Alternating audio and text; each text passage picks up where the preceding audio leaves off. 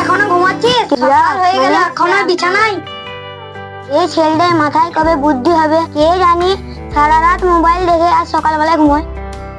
ভাই এখন যদি পড়াশোনা না করো পরে আফসোস করবে, সময় যদি কাউর জন্য অপেক্ষা করে না। সকালে শান্তি করে ঘুমোতেও দেয় না, খালি কানে ঘোড়ায় ঘ্যান ঘ্যান করে।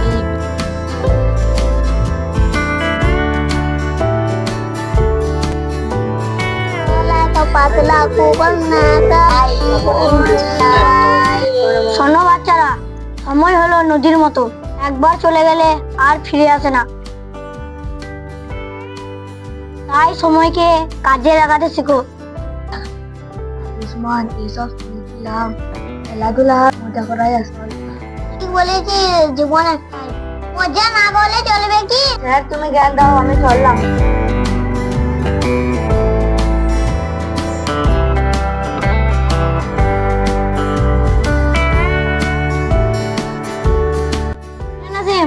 আরো চলে গেল, গেলি নাই? আমি পড়াশোনা করতে চাই। ভাইয়ের মতো পড়াশোনা না করে এদিক ওদিক ঘুরে বলিস না, তুই একটু তার মধ্যে পড়াশোনাটা কর।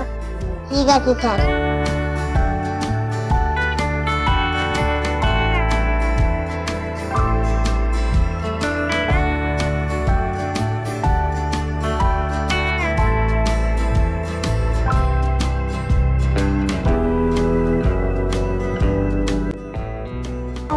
একটু পড়াশোনা কর, তুই খেলাধুলা করলে জীবনে দাঁড়াতে পারবি না।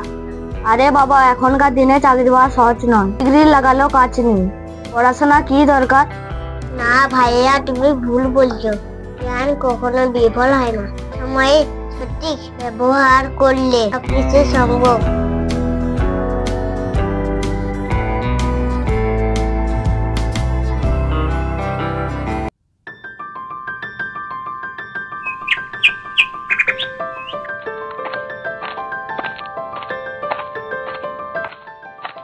নাসিম, আজ তোদের স্কুলে রেজাল্ট দিয়েছে?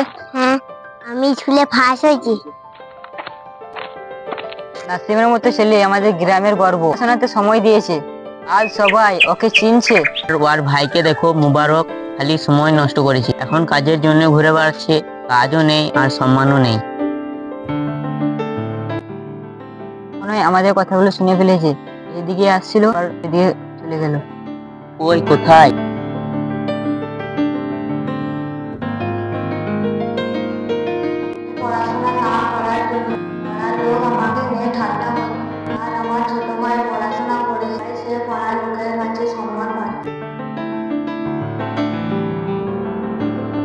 দেখছিস মোবারক, সময়কে অবহেলা করার ফল কি হয়? নাসিম সময়কে সম্মান করেছে, তাই সফল হয়েছে। বাবা, আমি ভুল করেছি, সময়ের দাম বুঝিনি।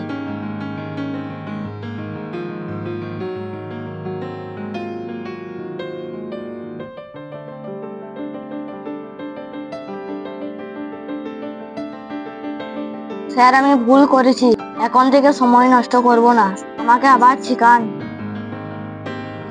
ভুল বুঝতে পারা সবচেয়ে বড় শিক্ষা, এখন যদি চেষ্টা করো দেরি হলেও সফল হবে।